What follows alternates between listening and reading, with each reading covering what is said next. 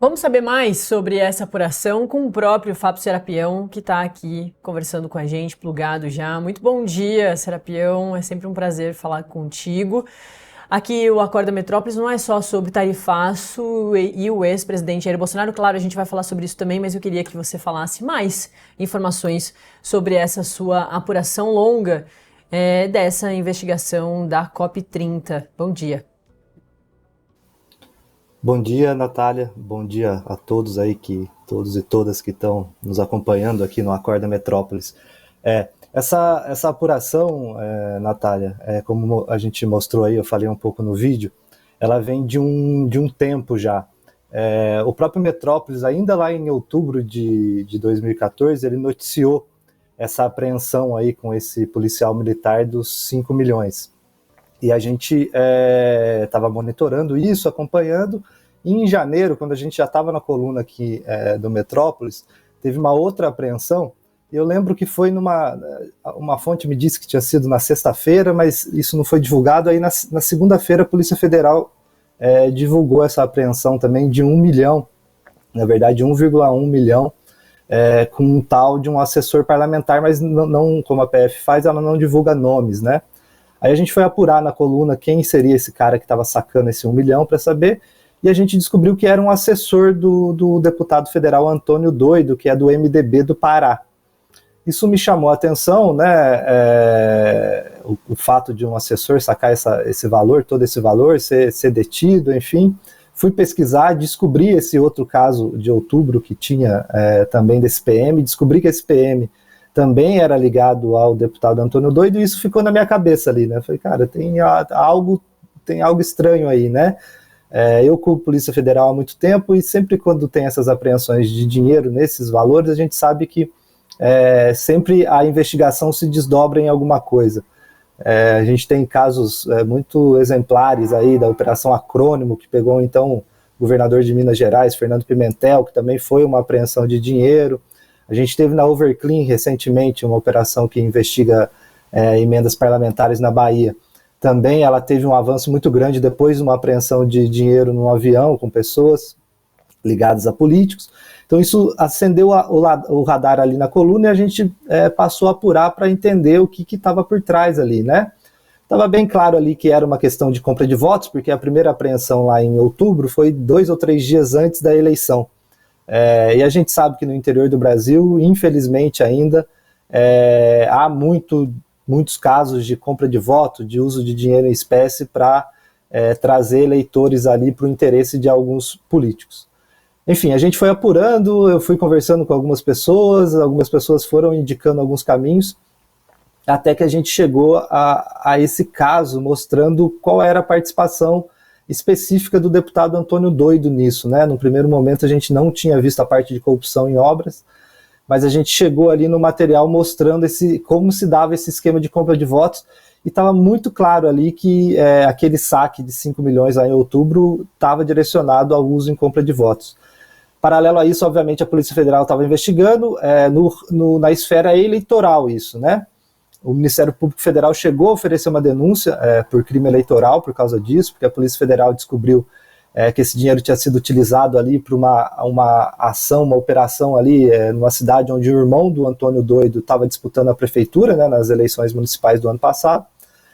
Mas aquilo ainda me estava causando algum incômodo, porque me parecia estranho muitos saques, né? E depois aquele saque muito depois da eleição, não me parecia que era só um caso eleitoral ali, de um crime, um ilícito eleitoral. Aí fui apurando, e até que uma fonte me deu uma dica de que, olha, aquele caso seu subiu realmente para o Supremo Tribunal Federal, e porque parece que tem muito mais do que um simples caso de crime eleitoral. Aí entra a parte mais difícil, que é você conseguir provar o que a fonte te fala, né? Infelizmente, só falar não resolve, né, Natália? A gente precisa ter ali algum documento, ter uma prova do que está rolando. E depois de um bom tempo eu consegui um documento, é um documento da Procuradoria-Geral da República, e é justamente quando a PGR pede para que esse caso vá para o STF e que junte a investigação do saque de 5 milhões lá de outubro, e também do saque de 1,1 milhão que ocorreu em janeiro. Ela pede para que tudo isso seja investigado junto, sob relatoria do ministro Flávio Dino, que já estava investigando isso, e ali ao pedir essa investigação, ela explica que esse caso precisa ir ao STF, porque não se trata apenas de um caso eleitoral, e ali ela elenca vários outros crimes que a PF tem suspeita que foram praticados, a partir de uma prova principal ali, que é o celular daquele PM que foi apreendido lá em outubro, Natália. O celular dele ali, eu acho que como o celular de todo mundo, menos o meu, obviamente, né, Natália, fala muito sobre a pessoa. E ali ficou claro que esse PM era, na verdade, um funcionário ou alguém muito próximo do deputado Antônio Doido, e que ele era responsável por fazer saques milionários. Em um ano, ele sacou 48,8 milhões em dinheiro na boca do caixa em duas agências ali, no estado do Pará, em Belém, em duas cidades, em Castanhal e uma outra cidade do interior do Pará. Aí a Polícia Federal, com base nesse celular, começa a ver essas conversas sobre entrega de valores e tal, e daí vai descobrir, também com dados do COAF, que os valores têm origem na conta de duas empresas. E aí que começa a situação piorar um pouco para a questão da corrupção e da COP30. Porque eles percebem que essas duas empresas, de onde sai o dinheiro, elas têm muitos contratos com o governo do Pará. E uma dessas conversas desse PM é justamente num dia em que um consórcio formado por essas duas empresas, que para a PF são ligadas ao Antônio Doido, uma dessas empresas está em nome da esposa do deputado Antônio Doido, a outra está em nome de um cara que é um funcionário de uma fazenda dele. Essas duas empresas têm muitos contratos com o governo do Pará, e um dia específico ali no celular fica claro que está rolando uma licitação da COP30. Essa licitação era de 148 milhões, o consórcio ofereceu 142 milhões e foi vencedor. O consórcio formado por essas duas empresas, a Jaca Engenharia e a JA Construcons. Aí entra um pouco dos detalhes ali que mostram os bastidores de como se deu isso. Esse consórcio vence a licitação, Natália, e no mesmo momento que ele vence, um pouco antes ali, esse PM faz um novo saque de 6 milhões. E ele acaba de fazer o saque, a primeira coisa que ele faz é mandar uma mensagem para um contato que ele tem salvo, chamado Rui Secretário. Aí há uma investigação, se descobre que esse Rui Secretário é o secretário de obras do Pará, de obras públicas do governo do Pará. E essa licitação que o consórcio havia vencido é uma licitação da COP30. O governo do Pará, a gente mostra aí, no primeiro momento, negou que a licitação seja da COP30. Mas daí a gente mostrou até para o governo do Pará, mostrando no próprio site do governo do Pará, se você entra lá na concorrência, baixa os documentos, você vê que os próprios documentos dizem que aquilo não está no orçamento anual do governo, porque é uma obra da COP. Então foi isso que a gente descobriu, Natália. Essas mensagens mostram ali o PM tentando se encontrar com o secretário de obras no mesmo dia que vence a licitação, e ele faz o saque de 6 milhões. Eles combinam ali, tentam se encontrar, aí não conseguem nesse dia se encontrar, no dia da licitação em setembro de 2024. 3 dias depois tentam novamente se encontrar, aí o PM fala que tinha deixado alguma coisa com uma pessoa chamada Andréia, que tem o mesmo nome da dona da empreiteira, a esposa do Antônio Doido. E por fim, 4 dias depois da licitação, segundo a Polícia Federal, o secretário e o PM se encontraram. Isso, para PGR, é uma suspeita de corrupção em uma licitação pública, e por isso foi solicitada essa investigação, que agora está em andamento na Polícia Federal, Natália. Foi isso que a gente descobriu aí nessa apuração. Na minha experiência fazendo isso aqui, passei pelo rádio, TV, agora a gente na internet. Eu sei que a audiência ama um bastidor, mas não é só o bastidor ali da política, não é sobre isso. Ama saber como o jornalista faz a apuração, ama saber um pouco esse caminho, né, da notícia, até virar a notícia, na verdade, né, dos fatos até se tornar o que você está trazendo para cá, então tenho certeza que a nossa audiência gostou muito desse detalhamento. E também dizer para a nossa audiência que os jornalistas na redação também gostam disso. Então a gente vê o Serapião andando por aqui pela redação, falando no telefone, entra numa salinha aqui, a gente já sabe que em algum tempo vai vir alguma grande informação, alguma grande notícia. Essa demorou bastante, né, Serapião? Quanto tempo, quantos meses? Quase um ano, enfim, porque é uma história que começa ali nas eleições, né, e vai seguindo até a gente chegar nesse momento. Quantos meses? Teve essa primeira apreensão em outubro ali, que passou um pouco mais como um crime eleitoral mesmo, né? Na época da eleição a gente acha, então dei atenção, mas nem tanto, Sim. achando que vamos esperar para ver quem é o político ali que estava comprando os votos. Mas a apuração em si mesmo começa em janeiro, quando tem essa nova apreensão de 1,1 milhão, que a gente noticia com exclusividade na coluna, e eu descubro, a gente primeiro noticiou que tinha tido apreensão, sem dar nomes de quem era, e dias depois eu descubro que, apurando, conversando com algumas fontes, eu descubro que o cara que foi preso era um assessor parlamentar do deputado Antônio Doido. Aí quando chega isso, aí na cabeça do jornalista acende uma luzinha falando, olha, se você se esforçar um pouquinho, talvez você consiga uma boa história, né? Pois é. Então isso já são, né, a gente publicou ontem, são 8 meses aí que a gente passou tentando dados. Aí depois que a gente consegue o documento, no documento da PGR em nenhum momento diz que a obra é da COP. Tem o número da concorrência, tem os dados da concorrência, a gente foi apurar qual concorrência era essa.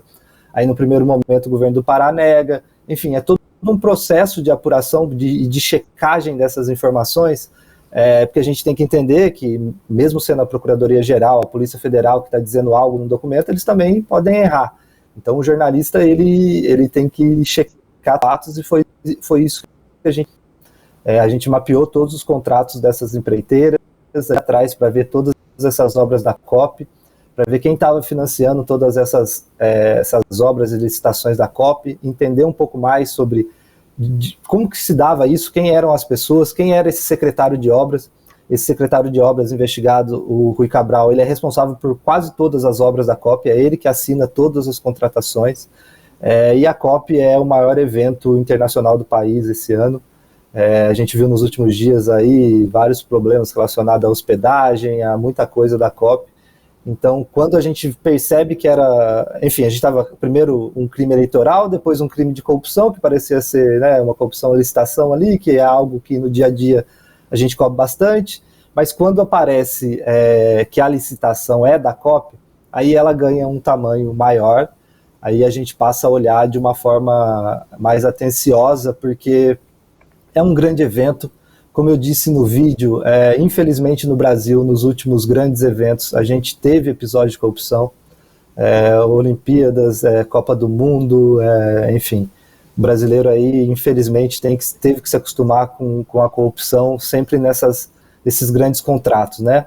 A COP, se não me engano, está executando mais de 5 bi em contratos. Então, é função do jornalista ficar de olho quando há essa quantidade de dinheiro público rolando. É o governo do Pará que está fazendo esses contratos, mas boa parte deles é mediante empréstimos, outros tipos de operações financeiras com o BNDES, com outros órgãos. Então, cabe ao jornalista investigar, e não é com a vontade de atrapalhar a COP, longe disso, é com uma vontade de mostrar que não é possível que em 2025 a gente ainda não consiga fazer qualquer tipo de evento, ou qualquer tipo de licitação, ou qualquer tipo de contrato público, sem que haja esses casos de corrupção. A corrupção é algo que acontece em todos os países do mundo. O Brasil não é nossa, somos um país tão lindo que temos corrupção. Não, todos os países têm.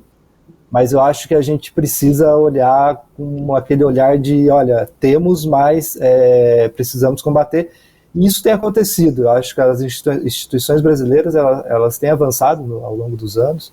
Tanto é que a gente brinca, né? A população acha muita coisa de corrupção. Isso é uma prova de que as instituições estão funcionando. Se não estivesse, a gente não teria essa notícia, né?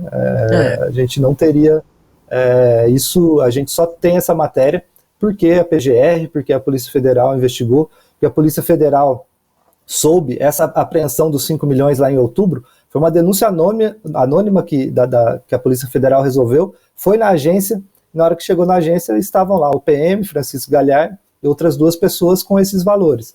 Então, ainda as instituições brasileiras estão funcionando, a Polícia Federal tem feito um excelente trabalho, principalmente nas vésperas das eleições, quando tem muito dessas movimentações em dinheiro e tal.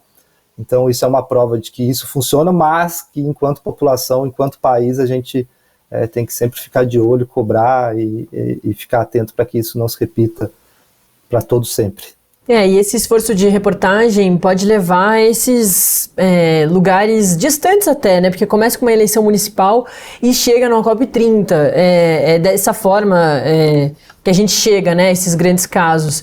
E com a experiência do Serapião, é possível dele entender muito rapidamente, né, que aquela história vai para algum outro canto. Começa daquele jeito, aí você fica ali em cima da história, sabendo que pode chegar, porque afinal de contas você tem experiência, né, Serapião? Já viu vários modus operandi, várias formas de fazer diversos tipos de crimes, mas, assim, a Polícia Federal também está muito atenta a isso, né? Já entende alguns tipos de caminhos que essas investigações podem tomar e, claro, sempre pode ter também uma grande surpresa, uma novidade no mercado do crime. Sobre ainda esse caso, eu queria que você falasse sobre como está agora, né, a investigação e o que pode ocorrer aí nos próximos meses. Antes até, né, da COP30 que acontece lá em novembro. Sim. Primeiro, pouca experiência, viu, Natália? Senão você fica falando assim, parece que eu sou velho e vai contra a minha juventude. Os cabelos brancos são mechas. Isso, é o estresse de justamente ter que acompanhar isso todo dia. A investigação está rolando, né? A Polícia Federal está com esse material, não só investigando também a compra de votos e investigando tudo. É difícil a investigação é sigilosa, então a gente não sabe o que aconteceu, o que está acontecendo pontualmente ali, né? A gente imagina que a Polícia Federal está fazendo todas as diligências necessárias para confirmar ou não isso, né? A mensagem do celular ali do PM, a conversa com o secretário, são indícios de um ato de corrupção. Agora a Polícia Federal vai investigar para ver se isso tem uma materialidade mesmo e que isso pode ser judicializável, se isso pode ser levado à justiça em forma de uma denúncia, enfim. Então a fase agora é de investigação, é um caso sigiloso que tramita em Brasília, numa coordenação da Polícia Federal que cuida desses inquéritos que tramitam nos tribunais superiores, né? Esse caso tramita no STF por causa do deputado Antônio Doido, que tem o chamado foro privilegiado. Então agora a fase é essa, é de investigação. A gente mostrou aí, eu acho que vale até para a gente não só ir apurar mais, eu acho que nos próximos dias a gente talvez dê mais algumas matérias aí sobre o caso, mas que também que todos os jornalistas apurem, porque tem mais vários outros contratos da COP, tem muito dinheiro rolando, então vale ficar de olho aí para fiscalizar esse dinheiro público, para que ele seja utilizado da melhor maneira e a gente tenha um evento bom para o país aí no fim do ano. É isso, né? O Metrópolis também começou a denunciar os casos de fraude, né, da farra do INSS lá em dezembro de 2023, no momento em que mais nenhum órgão da imprensa prestava atenção, demorou ali para dar uma reagida e prestar atenção também, e aí depois a gente viu que virou o grande assunto da imprensa, claro, por algum tempo, porque depois vários outros vieram, é assim mesmo que acontece. E então, a partir do momento que tem, né, um furo de reportagem desse, a gente sabe que depois de um tempo outros órgãos da imprensa também vão atrás e a gente chega a grandes casos, né? A gente viu isso acontecendo com Lava Jato, com Mensalão, é assim mesmo, e que bom, assim como o Serapião já tinha falado, é dessa forma, é com a imprensa atenta que a gente tenta registrar a história e fazer com que esses crimes não voltem, né, a se repetir, ou se acontecem que a gente denuncie. Ô, Serapião, vamos falar sobre o outro assunto do dia.